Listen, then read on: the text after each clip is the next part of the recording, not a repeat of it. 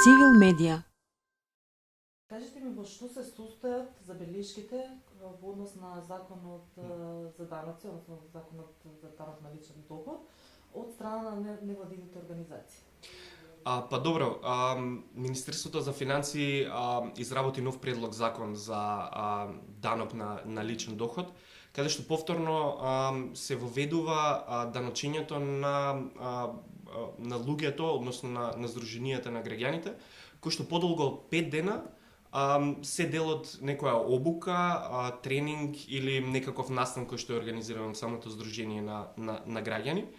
Велам повторно го воведува бидејќи токму ова одредница беше избришана во првите месеци кога дојде тогашната влада и повторното воведување на даночење на храна, сместување и превоз значително го отежнува работењето на граѓанските организации, но тука пред се и на младинските организации, бидејќи најчесто, барем според она што можеме ние да го видиме, се тие кои организираат подолги настани, како што се тренинзи, обуки за млади луѓе. И од една страна нас не загрижува дополнителниот административен трошок за сите учесници кои што ги имаме, но од друга страна и планирањето, долгорочното планирање за нашите организации и пред се за здруженијата на граѓани, бидејќи токму ова е новина која што повторно се враќа во самиот закон. И од таму нас не ни е баш јасно од каде е потребата, бидејќи пред се немаше некоја анализа во рамки на документите на законот зашто повторно ова се воведува во даночната политика.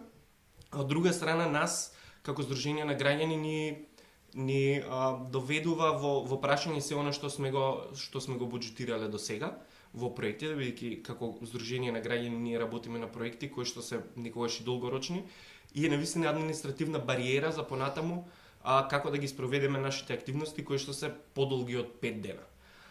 Така што има некои нејасноти во рамки на самиот закон, тоа се однесува на членот 12 кој што уредува кој е изземено плаќање на данокот.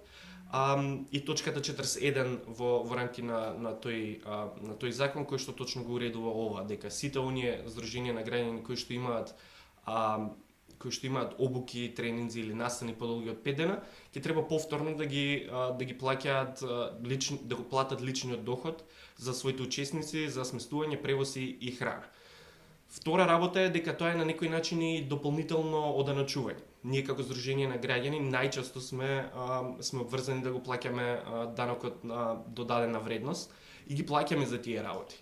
Така што се отвараат неколку дилеми кои што треба темелно да бидат издискутирани, но кои што за жал не бевме во можност во краткиот временски рок да ги адресираме. Така што мислам дека собранието особено треба да ги има на ум овие потешкоти и административни бариери кои што им се наметнуваат на здруженијата на граѓани. И мислам дека ќе биде многу проблематично за нас да ја продолжиме нашата работа, а пак тоа има ефекти врз можностите кои што ги нудиме за младите да се доедуцираат и да ги искористат шансите кои што ние ги нудиме. До кого се ќе бидат адресирани овие забелешки? Овие забелешки ќе бидат, мислам, веќе делумно се адресирани во единствениот електронски записник на закони, ЕНЕР, каде што министерствата и владата се задолжени да ги ставаат законите, предлог законите.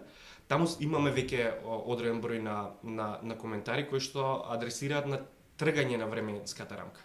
Значи имаме ние сега ситуација каде што точката 41 вели дека здруженијата на граѓани плаќаат за настани над 5 дена, од друга страна другите видови на организирање како што се синдикатите или други видови воопшто се целосно изземени од плаќање на овој данок, така што нашите барања ќе бидат адресирани директно до Министерството за финансии, до владата на Република Македонија, исто така и до пратениците во собранието на Република Македонија, бидејќи мислиме дека е многу важно да имаат целосната информација и да ги имаат сите факти пред себе пред да ја донесат одлуката дали повторно ќе се плаќа овој данок за здруженијата на граѓани или ќе се изнајде некое друго решение, онака како што ние го предлагаме да се тргне временската рамка, односно тие 5 дена и целосно да бидат изземени граѓанските организации од плаќање на данокот за личен доход на настани.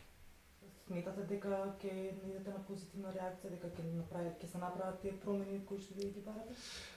Па добро, како Сдружение на граѓани веќе подолго време го адресиравме тоа и уште пред 3-4 години. Кога дојде владата на власт, тие го смени. Едни од првите чекори беше менувањето на нова спорна точка. Оттаму нас малце ни е нејасно зашто после година и пол, повторно се размислува за вакво регулирање на Сдруженијата на граѓани. Неофицијалните изјави од страна на Министерството се дека има некаква малверзација. Но нашето прашање е каде се тие докази? Ако навистина има такви малверзации, тогаш не е начинот да се казнуваат сите Сдруженија на граѓани, туку да има да работат инспекторските служби при Министерството за финансии да видат каде можеби има малверзации. Така што мислам дека во оваа ситуација владата, а особено пратениците, ќе мора да не слушнат, бидејќи пред точно година и пол ја донели истата одлука и ги имале сите анализи пред себе. Така што ние сме уверени дека ќе не послушаат, бидејќи оваа борба не е само за нас како невладени организации, станува збор пред се за нашите учесници и учеснички, кои што не можеме целосно да им ја дадеме можноста да ги искористат работите кои што ние ги нудиме како Сдружение на граѓани.